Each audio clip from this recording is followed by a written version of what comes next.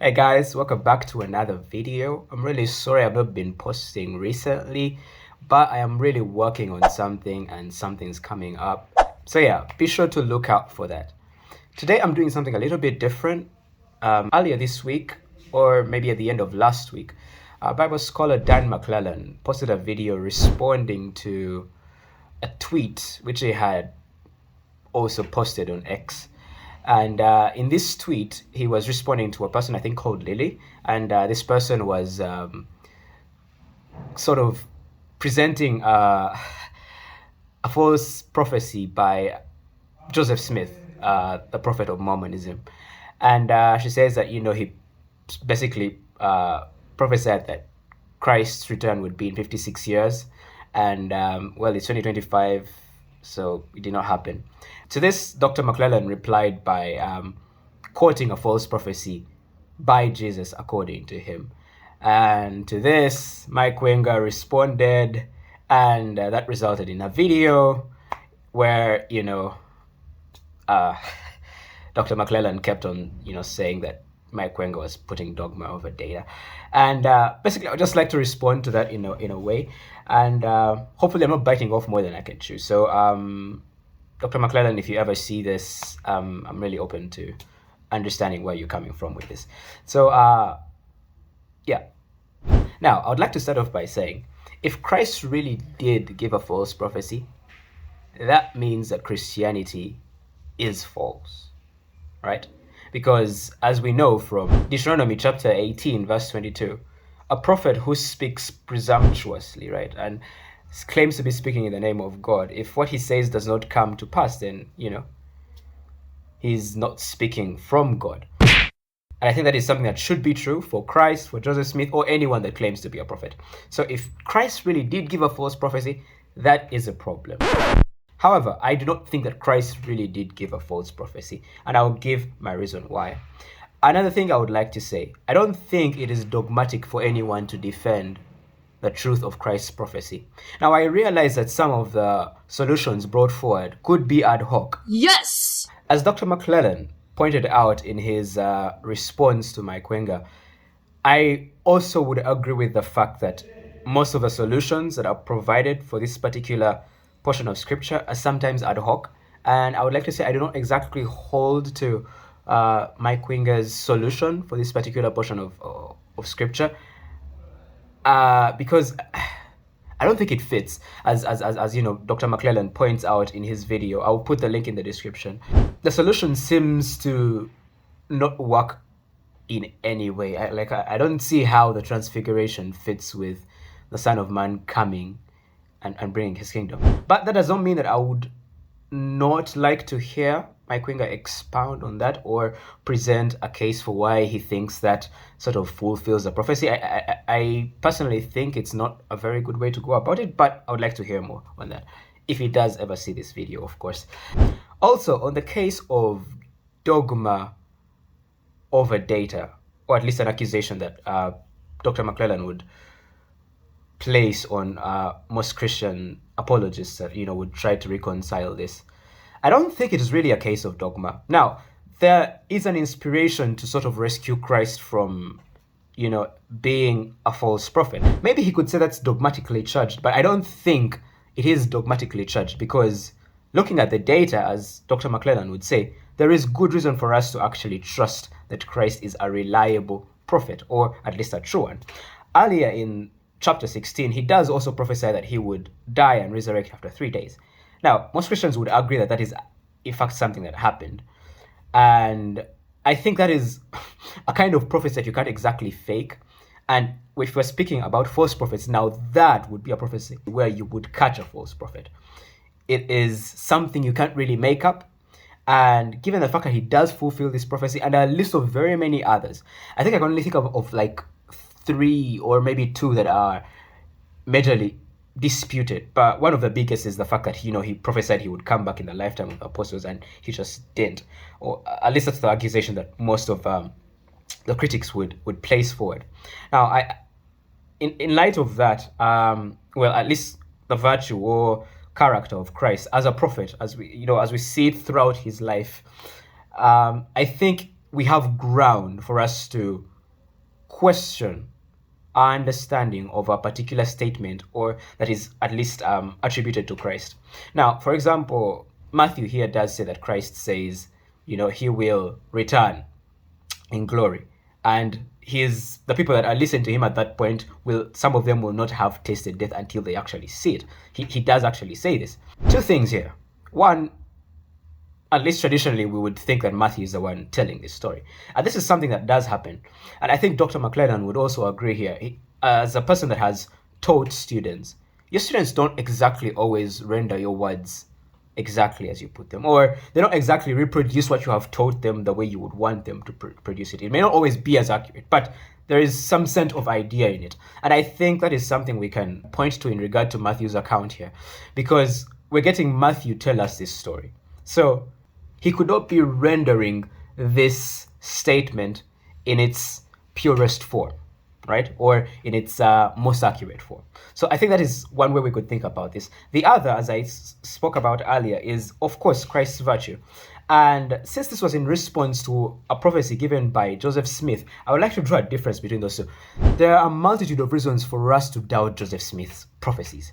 I mean, he doesn't just give one, he gives many, right?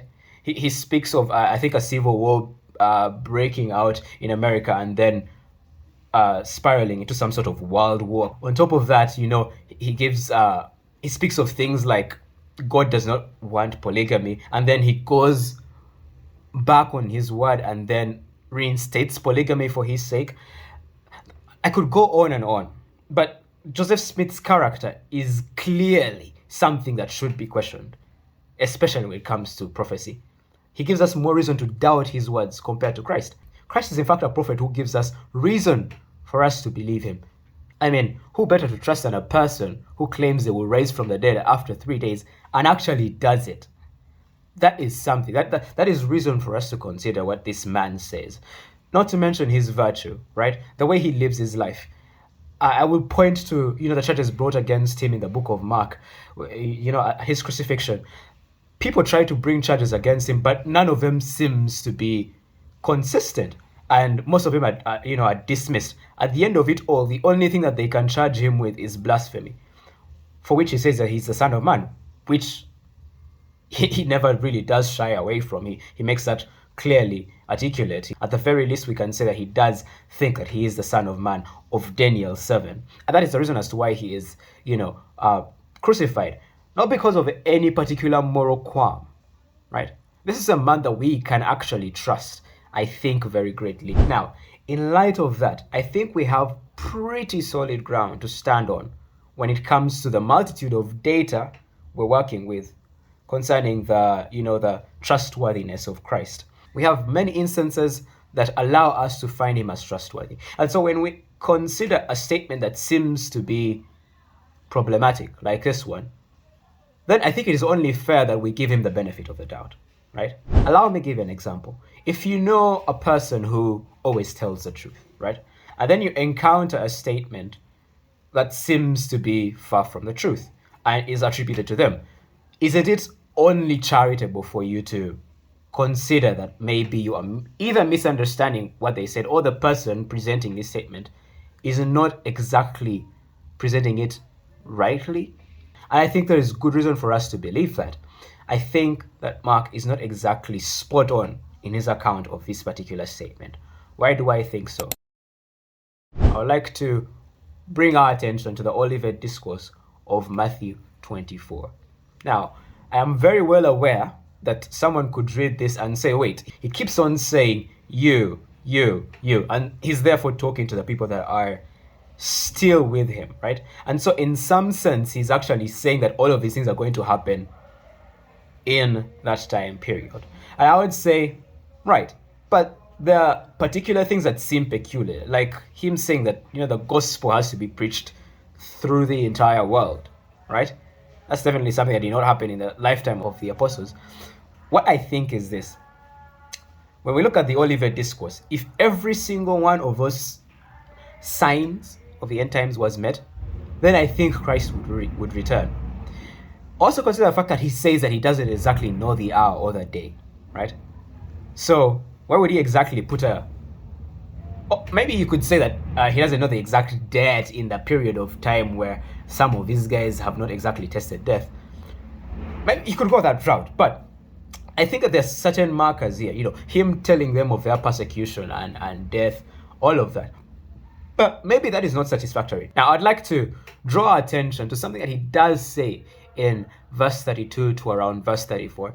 He speaks of, the twigs becoming tender and, the leaves of a fig tree sort of coming out. And this is supposed to point us to the coming of summer.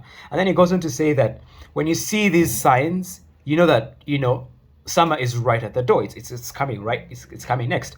And then when we look at verse 34, this is what he says. Truly I tell you, this generation will certainly not pass away until all these things have happened. Right?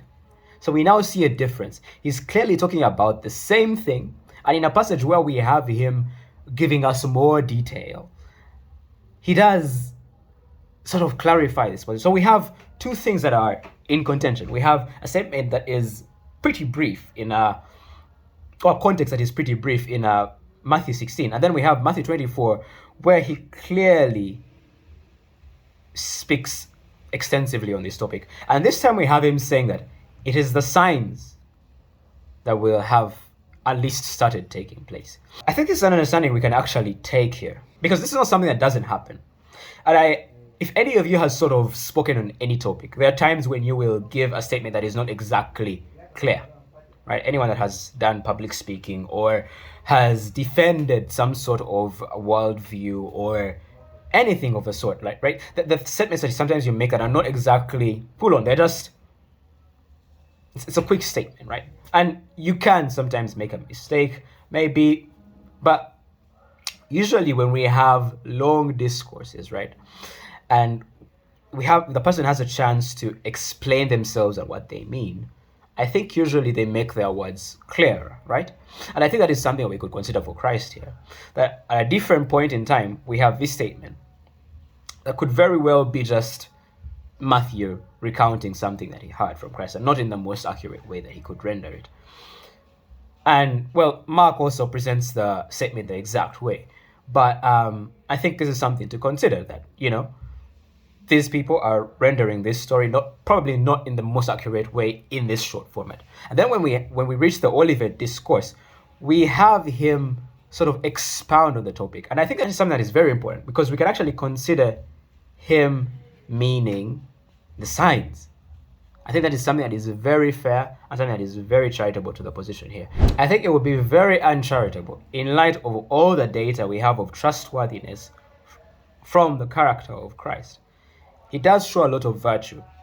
He does show, at least from the narrative of the story, we can tell that this is a man that is very virtuous. This is a man that even when his accusers are brought forward, they can't seem to come up with a coherent accusation, at least morally, right? This is a man that we can give the benefit of the doubt. I think that the character of Christ, compared to the character of Joseph Smith, allows us to offer charity in this position, because we do have two statements that seem to be contradictory. One is telling us that, you guys, some of you are not going to taste death until you have seen, the coming of the Son of Man in his kingdom. And the other seems to say that, your generation is not going to pass away until all of these things have happened. I think it is perfectly consistent with prioritizing data over dogma if we choose to be more charitable or more considerate of the reading in the Olivet Discourse of chapter 24 of Matthew compared to the reading that we have in Matthew 16. Why? Because it is more consistent with the character of Christ, right? We don't really have a reason to doubt Christ, at least until, of course, he gives us a reason to, which is something that we would see in Matthew 16. But at the same time, we have, on the same topic, a way to understand this particular doctrine that doesn't seem to contradict him, which is pretty consistent with his character. And that's, I think, something that is pretty logical considering the data, and it is something that we would do in real life. If I know Dr. Mcclellan is honest with the way he does his scholarship. He's trustworthy. If someone told me something about him, right, and it seemed like something he would not say, I would give him the benefit of the doubt. And so if I end up finding another person that then, presents what he said to me, and it seems to be in line with something that Dr. Mcclellan would say, I would accept it. The only problem here is that you have in the same book these two statements, right? And it is, I think, something that is rational, something that is consistent with good faith for us to trust that maybe there was some sort of mistake in the first reading, and then maybe the latter one is more consistent with something that Christ would say, or in my earlier example, Dr. Mcclellan would say. And I think that is something we do all the time. Why not do it here? It's not something that is. It is something that considers the data, or at least the things that we know about a person, and that is very rational. I don't see how that is dogmatic. As I finish off this video, I would like to pose a question, or maybe something to think about. Could there be a scenario in which maybe the other side of the aisle is also being dogmatic about their approach to this particular subject, or when it comes to critiquing scripture? Because it seems to me that it can also be a dogmatic assumption that any sort of solution to this problem that is inspired by faith, right, is somehow not credible or is weak. Like I don't know how that, like, it seems to me like that's a dogma in its sense. Like nothing sensible can come from these guys, or nothing consistent can come from these guys. Now that's not to say that there have not been people that have presented solutions that are ad hoc. As I said, it just seems to be also a dogmatic assumption that you're not willing to accept anything from the other side of the aisle just because they're Christians. So isn't that a dogma in itself? Believing that there is no way. This is an internal critique, right? And it in some ways should be able to assume the Christian view, right? And if the Christian view always presents, or at least scripture always presents Christ as trustworthy, then it is something that is purely consistent with rationality or logic for us to offer the reading the benefit of the doubt, because this is not something like Christ. He shows great virtue throughout the Bible, to the point of predicting his own death and resurrection. That is something, and that's just, I think, in verse 22 of chapter 16. That is something that we need to actually look into. Like it gives us reason for us to trust him. And if he could get that right, could it be that we are the ones misunderstanding what was being discussed, or at least the presentation of what he discussed is not the most accurate presentation of it in that particular verse? And I think that is something we really have to think about. Could we, or rather could you, be dogmatic in some sense as well? Alright guys, that's been it for this video. Thank you so much for watching. See you next time.